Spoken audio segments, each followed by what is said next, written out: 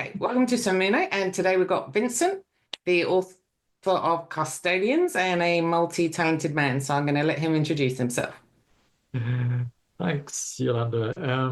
Yeah, I'm Vincent McMahon, and I authored a book called Custodians, The Solution to an Earth in Crisis, which sounds a bit arrogant to have the solution, but it is. And so that was in 2018. So I've kind of evolved the thinking up to now. So it'd be great to have a conversation. And also, your organization is all about it's all one.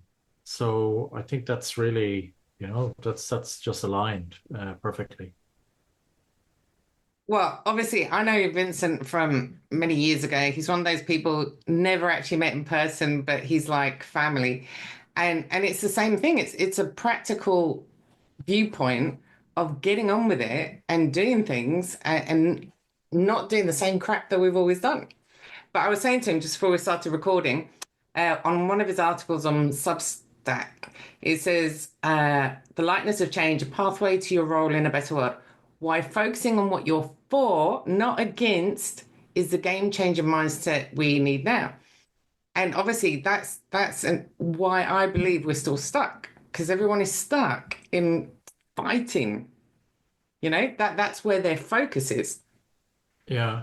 Well, like, I guess like it's everybody's different, and that's what makes the world so great. Like there's freedom for and freedom from. So freedom from is there are a lot of people who fight the system and are there to take down the system, and that's fine. We need those people.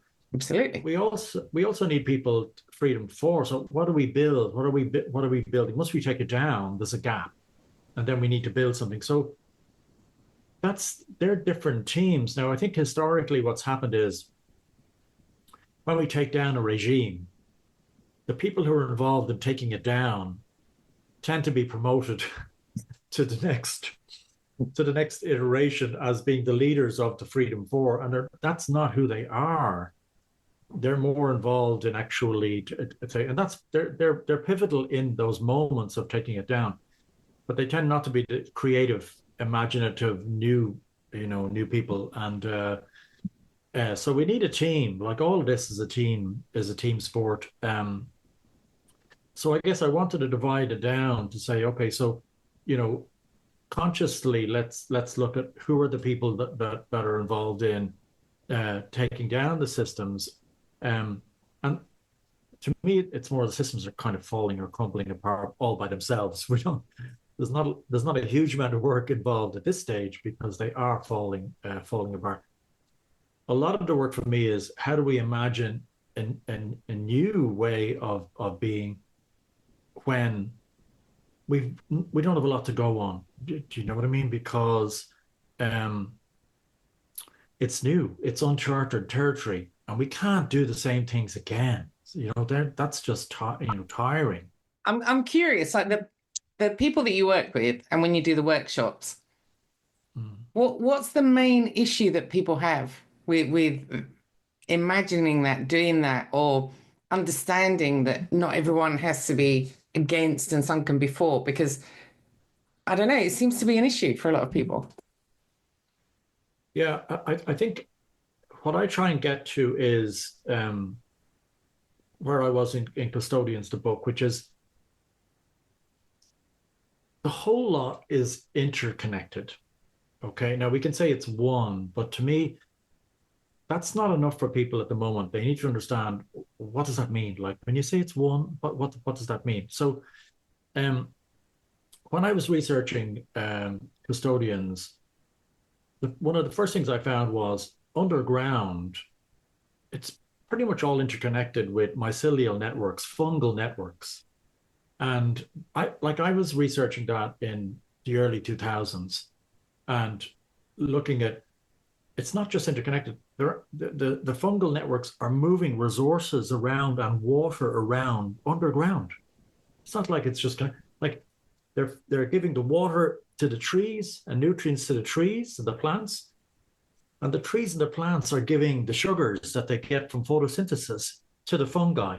So it's like this it's incredible to swap. It's kind of like a marketplace between the mushrooms and the trees.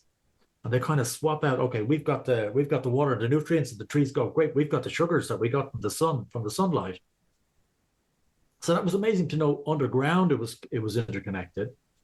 And then in researching, I saw this photograph online of the galaxies interconnected, and I was like, "What are you saying that like to me it was all this dark space that planets were like sitting around, and it was all lonely, and if you were up there, there was a huge amount of darkness that was kind of scary. But this kind of said, no, no, no, it's all connected. So I put the photograph in my file and said, okay, I need it on my book.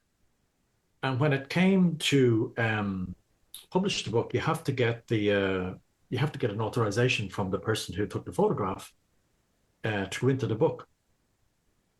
So at the bottom of the photograph, it was the name S for sugar dot Cantalupo, and the image of the galaxies interconnected was taken in Hawaii, and S. Cantalupo was based in Santa Cruz University in California. So I found his email address and I emailed him, thinking that with a name like Cantalupo, California, Hawaii, he could have been Mexican, maybe South American, something like that. So he emails me back and he says, hi, Vincent. Now, I had to explain in my email to him, I had to explain I'm an Irish guy in southern Italy, and I'm getting my book published, which is about interconnections. I'm getting it published in publishers in the Cilento, in a village called Oliastro. And so he emails me back and he says, hi, Vincent, I'm not quite sure you know all the interconnections. I'm like, oh, okay.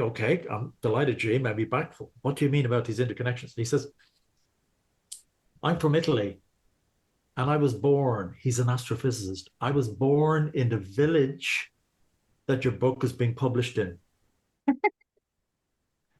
And I'm going, hold on a minute. Like, I'm out there in the galaxies, interconnected galaxies with this astrophysicist. And I'm going like, he's just zoomed it right back down to like a village that's an hour away from me where my book was published. He was born there. You see, stuff like that, when the concept of Somino is not that we all have to be one team. That it's just that, for example, we are all interconnected. We affect each other. We should be able to work together. You know, like the people for, there's a need for that. The people against, there's a need for that. There's a need for all of us. You know, and if we could find that energy, and so many synchronicities like that is incredible. But it's like the universe knows where it's interdependent. It's working out all these synchronicities. We just have to like show up. You know what I mean? So he says, he said, I'm now in Zurich. He's in University of Zurich. In his email, he said, and twice a year I come back to my family. It's a big Italian thing to come back to your family and spend Easter or spend August with them. He said, would you like to meet for a pizza? And I'm like, I'm reading the email. I'm still out the galaxies. I'm still out with this astrophysicist in the galaxies. And he's saying, so we organized to meet for a pizza in Agropoli, which is just beside Oliastro. And, talked about like how he got the photograph, about the book, the whole lot. So that was the kind of galaxies part of the interconnection, which I guess with the Earth, the underground Earth and the mycelia and the galaxies, that was like, we need to tell the story of all this interconnection. That was part of Custodians. But then recently, since I've got the book published, what's happened is science has moved on. And what they found is in the sea, which was kind of a bit of a gap for me, they found the bacteria in the sea actually are interconnected by nanobridges. And they share, again, it's a sharing interdependence within the interconnection. It's not just this, we're just stuck with bridges, but we actually share. So that's been phenomenal to kind of push it along and go, okay, the whole lot now. We don't have any gaps. It's under the ground, it's in the sea, it's in the galaxies, but like call off the search. You know what I mean? Like, so the only group that is not participating correctly is humanity. But I think we are. You see, I think we're there. We're just not conscious, and that's a huge part of Custodians. is we are custodians of the connections. Okay, so if you look at here, um, like I'm blessed to live in southern Italy where we still have the fontanas, we still have access to the water where you go to the fontanas and you get your drinking water. The vegetables. When I talk to, because my Italian is better now, I can talk to local farmers and I'm growing things and they're telling me that's no non vivente, like you're not growing them correctly, you're not growing, and so I can have the conversation with them. And when I ask them what they're growing, like fagioli, like beans, and I'm trying to understand how they grow them, the locals automatically go to recipe. They just go, okay, these beans, you plant them this way, but actually you cook them with a bit of garlic and a bit of olive oil, and they're going, ooh, yeah, this is it. So their connections to the food and nature are drinking the wine, eating the food. You know what I mean? It's a real. So that's what I'm talking about. Connections. We're actually custodians of all these connections, and we can make it unconscious so that we go to the supermarket and we don't connect with the local producers, or you know what I mean. So I think if we can make it conscious and hold on to these connections that are vital, connections like we know each other for years. That's a connection. Do you know what I mean? Um, So, okay, my question to you, because you me, we escaped the big bad metropolis. Uh, how can we help people that it's easier for us because we're at the city. We've moved away from either Ireland or England or London. So I think we it would be helpful to find a way to connect the people who are trying to do that within the cities. well, like you're never that far away. I'm not saying just nature. I'm saying connections. It's like life. What the scientists are finding everywhere, galaxies know, is life is all about connection. It's just connecting the whole lot together. So if you take the vegetable garden, when I go, let's say after work, we go in the evenings, or I might go first thing in the morning. When I go first thing in the morning, the track that I've created the evening before, the day before, the spiders' webs have already begun to connect the two sides. So I've had a little walking track that I go down, and there's grass that I've walked through. Spiders have already made webs. So that's what nature does. Nature just wants to connect the whole lot together. Do you know what I mean? It's all about how do you connect this Irish guy in southern Italy with an astrophysicist in what it just wants to join. And so if we can consciously do that, the city is perfect for that because that's where all the humans, there's so many humans there. So um for me, it's just connections. It's just consciously making connections. Yes, you can do it to nature. There's people with bees on top of their, buildings with bees on top of the roofs. People with plant boxes out on their window ledges or patios. People are doing loads and loads of things to just get those connections going. I think as well, it's something I mention a lot is just the belief that it's possible. You and I are a little bit crazy and we think anything's possible, which is why I think we get so many synchronicities and things like the book and the picture. And it's not magic. Everybody can do that. You just have to allow space for that magic to happen. Why not? Yeah, I mean, there's a number of sets of connections. The first set, I think, which can be somewhat easier, is horizontal connections, where you're connecting with people and it's on the ground. I think what has happened historically is we've lost a vertical axis in our connections. So where we connect down to the earth. So indigenous peoples would have rooted themselves, ground themselves down into the earth, and they also would have connected themselves up to a cosmos, to a bigger, larger story. Now, so when I talk about connections, yeah, horizontal connections, but also to get that vertical axis, because in a world that's uncertain, you're uncertain because you don't have an actual vertical axis to hold on to. You're not rooted into the ground. You're not rooted, connected up to the cosmos with the branches like the branches of a tree. So that you can do in a city.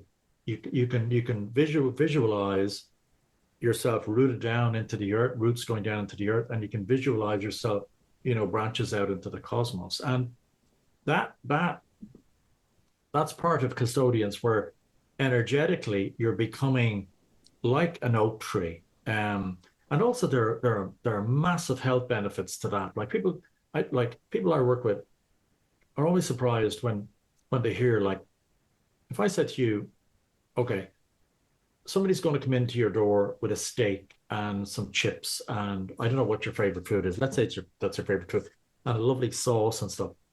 You start salivating because your cells don't know your cells don't go, he's only messing.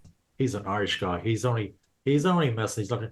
Your your cells don't know any difference. They kind of go, maybe there's some good food coming, and they start salivating. So it means the minute you visualize something, people say, oh, that's just woo woo. It's not. You visualize the steak, your cells salivate.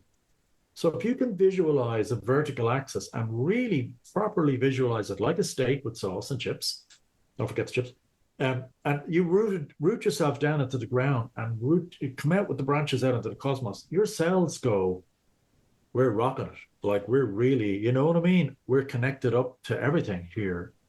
And so I think there are practical things that you can do in the city. That's your question. What can you do?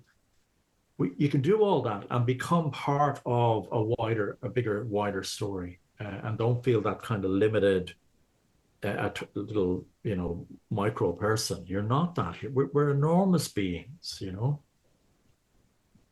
Do you do workshops? Do you go and do workshops anyway? Like, where can people get hold of you? I guess Substack's probably the easiest way to get in contact. I'll give you the link to that. They can email me. So I do one-to-one mentoring for people, because a lot of people they just get lost. They just go, oh, I've lost where I am, and I just go, it's okay. Like, it's not. Nobody's lost. But you can feel like a spiritual orphan sometimes, where you feel the universe has just put you out to wherever. It's just lost all sight of you. So I do one-to-one mentoring, and also then I haven't done a lot of physical group sessions. Catherine and I used to do workshops together, and it was incredible. But I guess since over the last few years, they've been more online than actual physical ones. But over the last, I'd say, 6 months, I've been looking to actually travel and do those physical workshops again, because that's when you're getting a group together, like, that's gold. That's real gold. Yeah, you can do it online, but feeling the energy, connecting with people offline there's no comparison. Yeah, you can. So I miss those physical workshops with groups. So I'm looking forward to doing them again. But, like, this is phenomenal. I think for me, in that Freedom 4, we have the ingredients of a culture that can be interdependent. That science shows us the whole lot is connected. Do you know what I mean? And it's also not just passive, but it's actually sharing. It's sharing nutrients, sharing water, sharing everything. That's just nature. That's nature's default. And I think people are done with this kind of divide, isolate, divide, and all of that. I think it's just like, we just need to move on. So, But for example, despite Vincent being a good friend of mine, and I don't read any of his stuff, when I saw that concept, I thought was great, because you don't have to be an activist. You don't have to be spiritual. You don't have to be in a box. You're just, for example, part of the community that is maybe more creative, maybe finds it easier to visualize, because people do struggle with it. Maybe you're not an engineer type. And freedom for like what we're going to walk towards, as you said, is really easy for a lot of people. And I love that concept, because there's no negative connotation to it.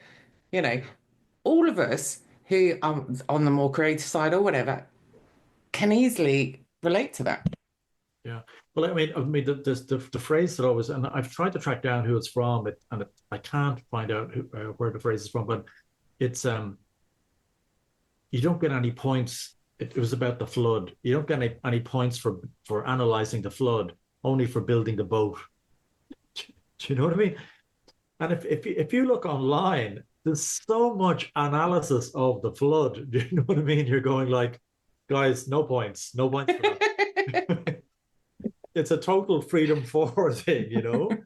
We need the creatives. We need that. We need to build the boat, you know. We need to get, yeah, and that'll involve I every. love that. I've never heard that.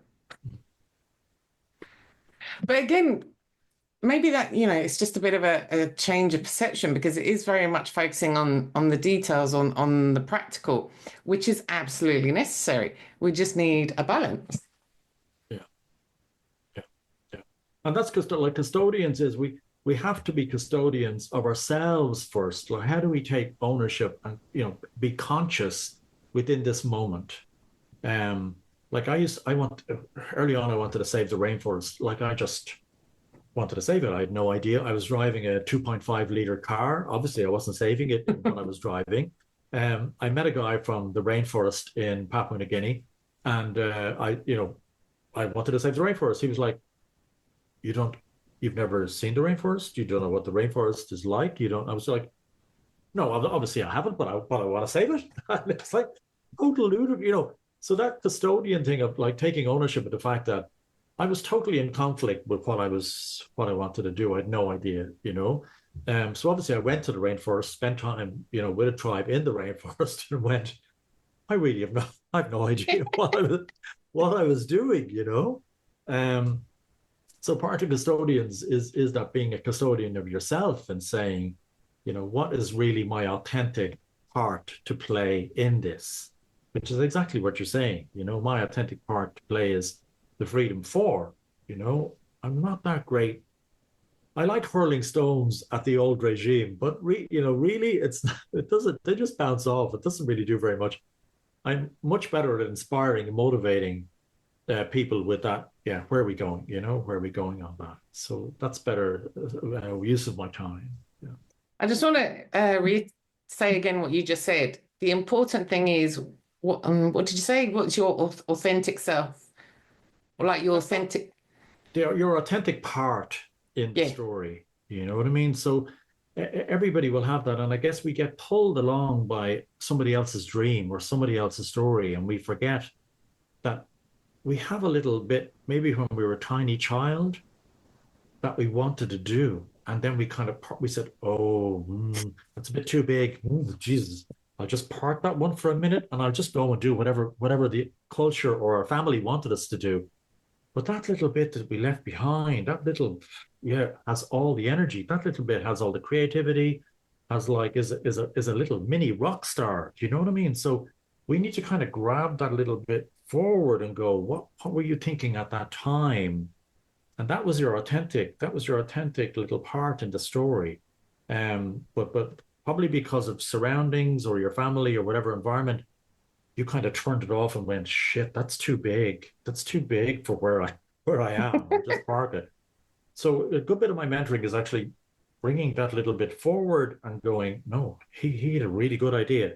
Can we revisit that idea and make it conscious? And that's exciting. That's exciting because that's got energy, and that part. It's not like you have to go be somebody different or be somebody that somebody wants you to be. It's like you already know this guy, this girl, this. So like, let's just remember it.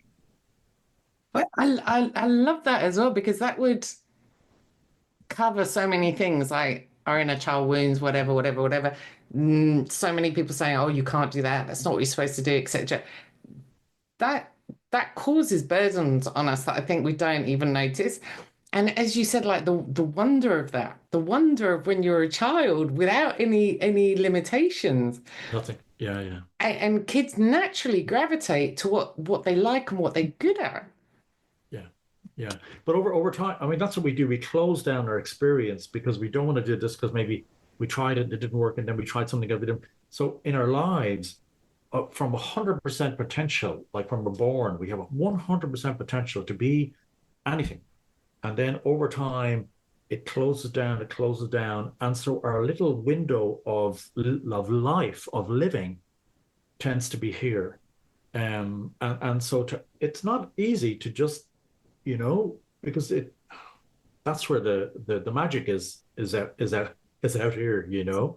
And that's why it's helped changing country because the culture is different. You're forced to kind of think the signposts are different, the people are talking different. You're kind of forced to think just outside. There's no box. Let's just get on with it. And go back to and find the things that you truly connected with before. Yeah, yeah. And there are threads. There's an amazing kind of practice that you can do of just beginning to open the little packages that were left behind. And as you begin to open them, you get them in dreams, you get them in, you're walking out in nature, you all of a sudden remember other parts. It's like once you start unraveling, you go, oh, I remember when I was tiny, I used to do this crazy thing. And everybody else is going, yeah, I'm sure you did. I'm sure you did. But for you, it's like all those other little bits you're going, wow, I remember that other thing that I did. And sometimes I have to ask my brother, didn't I do something really strange when I was there? Yeah, yeah, you did that a lot. Yeah, you're trying to unpack that strangeness, but for you, that was your unique, what you're bringing to the universe, and that unique self. Yeah, And that is the key, I think. That is the way forward. More of that. More of that, less conformity. And by that I don't mean anarchy or let's bring down the government. Just more uniqueness, more authenticity yeah. Well, to and make it conscious, appreciating. because when you were a child, you weren't conscious. So now that's the hard bit: is how do I make that unique, almost strangeness, quirkiness? How do I make that conscious now in my life? Because now you've got like, I would have struggled with like what's it, middle class moralities or something that, oh, we can't do it because whatever, or there's all these things that from a middle class point of view you're just not allowed to do. It's like I don't know what it is, but it really constrains you down. So there's lots of things you just got to shake off and do. What the hell, like, And what will people say? What will people think? yes, Oh, all those voices come into play, and you're going like, what, could you just allow me to be, myself? And then the more you relax and the more like, and what's strange about it is, we came here to Italy, this year. It's 10 years. It's 10 years now. But I could have rocked in as anybody. I could have rocked in as whoever I wanted to be. I could have dark glasses, a minute a horse, be whoever. You just ended up being the person who you are. It's you have a chance to be somewhat different, and you play the same role. So it's been an interesting journey to kind of unravel, who is that person behind all those masks, and who can you just be, just yourself. And actually, it allows me to take a breath to just go, Beckett, this is it. Like, I've tried being everybody else. It doesn't really, you know what I mean? It's not great. But when you're just being yourself, it's like that. This is it. This is, and the more you relax, the easier it gets to be, and you get all these synchronicities, like the Sebastiano coming and having a pizza. Do you know what I mean? There's less effort in trying. The things begin to kind of come to you. and that's what I really want people to take away from this. That it seems like we should be doing more, trying more, learning more, working harder, and it's actually the opposite. Yeah, because I think in trying all that, we're stopping the connections from coming to us. You know, it's like we're pushing and trying to do this.